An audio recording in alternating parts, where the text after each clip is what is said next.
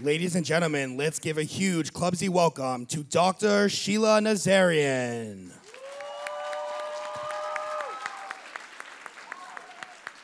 Hi, everybody. This is amazing. So I just wanted to let you guys know who I am. I'm a doctor in Los Angeles. I'm a plastic surgeon, and I had no idea that I would become a pro-Israel activist when my family escaped Iran and came to America. So I was actually born in New York as an anchor baby. My parents wanted me to be a U.S. citizen. I was born in 1979, the year of the Iranian Revolution, and went back to Iran. The revolution started, and they wouldn't let Jews leave. We were stuck.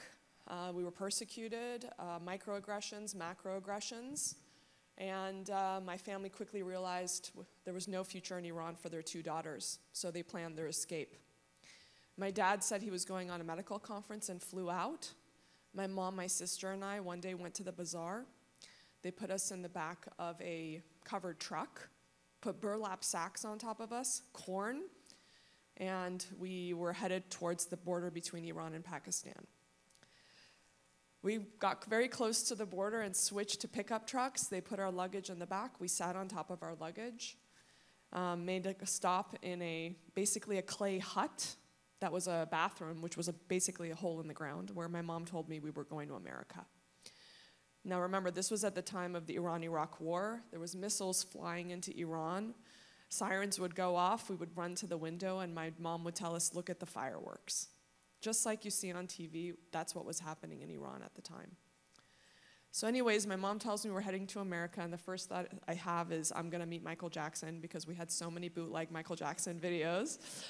And we spent one night in the desert. The next morning, really early on, the border police saw us. We got in the back of the trucks, turned on the headlights because we knew they already saw us, started trying to get away. They started shooting. Thank God we got away. We went over a ravine, and they were too scared to come over.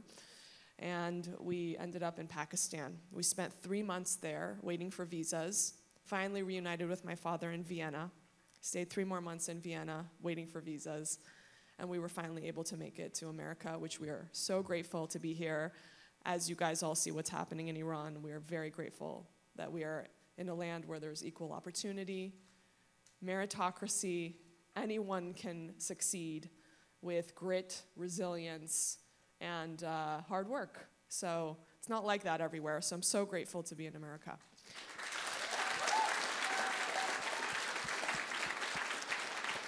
So I'll tell you how I got involved in this whole pro-Israel thing. I actually have a 16-year-old, a 15-year-old, and a 12-year-old. And about a few years ago, my daughter was applying to my high school, which made me feel super old. And I said, you know what, she's 4 years away from college. I was already seeing what was happening on college campuses. And I said, you know what, if I don't start speaking up, what kind of college experience is she going to have? Which is a thought I'm sure you guys are all thinking about. So in Iran, just so you know, you didn't hang a menorah.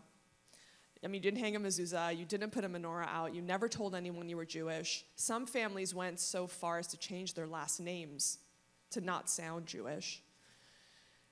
And so I started very trepidatiously on my Instagram. At the time, I had close to 1 million followers. Now I'm down to like 880 with all this activism stuff, but it's okay. We'll get to that. So I just said hashtag Shabbat Shalom, and I was freaking out because my husband's like, are you crazy? They're going to come get us. Like, you never said you were Jewish. The trauma's real. Like, we're first generation. So that went okay, and I was like, okay, maybe that's okay. So I lived there for a minute, and then I got invited to speak in front of the federal building because they were trying to take Holocaust education out of public school education in California. And so I said to my husband, I'm going to go speak at this. And he's like, are you crazy? Is there security? Is the FBI going to be there? Like, he was freaking out. So I went and I spoke, and he whisked me off of stage, and we went back home, and that went fine. So I was like, okay, that's okay. Then slowly but surely, I sort of pushing myself 10% more courageous, 10% more courageous, 10% more courageous, to the point where the last conflict that happened a couple years ago, I literally, usually my Instagram is like breast implants, like Botox, you know, all this stuff. And it just went straight up Israel, like boom, boom, boom, boom, boom, boom, boom. With my first post, I lost 3,000 followers in 30 minutes. But I said, you know what? I didn't grow my voice to just post about superficial stuff. My family didn't leave Iran, so I can be in a country with freedom of speech to not use my speech. I would not have been able to sleep at night if I didn't speak up, and so I did.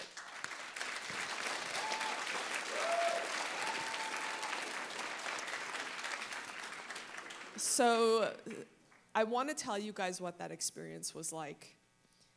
I thought I was going to lose my business that I worked so hard to build.